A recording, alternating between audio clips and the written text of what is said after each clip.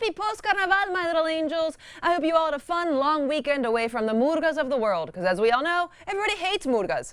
I know, 10 seconds into this video, people are already outraged. Welcome to the internet. Population 1, me. So this week was short. We're probably still recovering from that long weekend hangover. At least I am. Rosé all day, am I right? And all we've done for the last 3 days is avoid getting fired by doing the bare minimum until today, when we go back to drinking to forget. Speaking of doing the bare minimum, Congress is open again. President Mauricio Macri officially kicked off the legislative year last week with the annual State of the Nation address in front of the Senate and lower house officials. And you may have been used to Macri keeping it cool before, but not this time. No, sir. This guy is mad. And who can blame him? It's an election year, and as we all know, you need an old man yells at cloud attitude if you want to get votes. Just pander to that populace, Mau Mau. Do what you gotta do. You're in trouble. Things aren't looking good. Just share those feelings. It was a pretty fiery speech during which he said that Argentina was doing better than it was in 2015, although this didn't mean that we were out of the woods yet. He also made it clear that in October, it's either staying the course with him or going back to Cristina, who, I must admit, would be pretty good for comedy. Bad for the country, good for comedy. You know what I mean.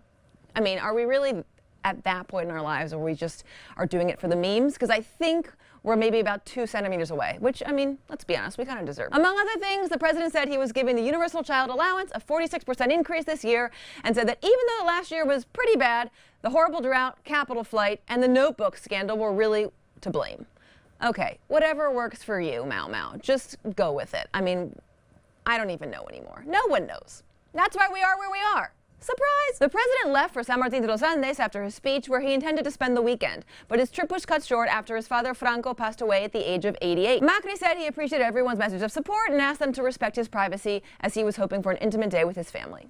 Even Cristina tweeted to say that she sent him her deepest sympathy, so you go, CFK. Putting those differences aside, family above all.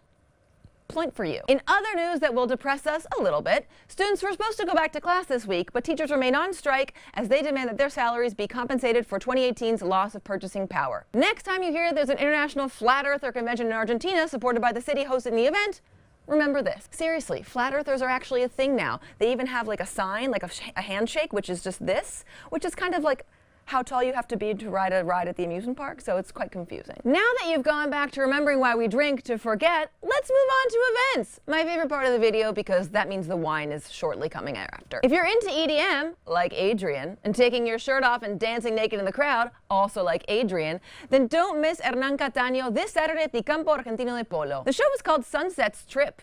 Get it? AKA like tripping on something illegal.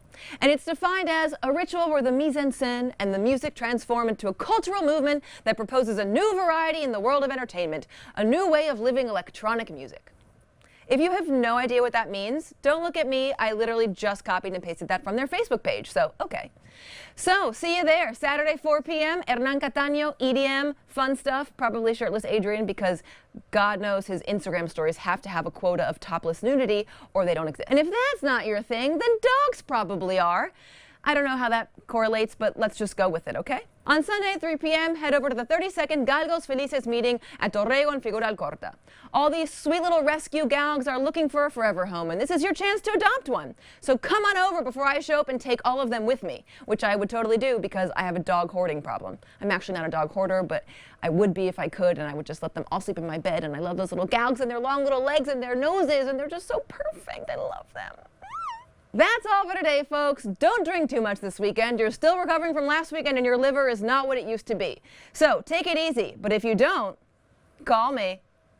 I basically spent Carnaval in Uruguay like this, holding a goblet of wine, laughing at the haters, looking out over the ocean. And I actually hate the haters, I realized. But does hating the haters make me a hater? Like, does it cancel out like in math?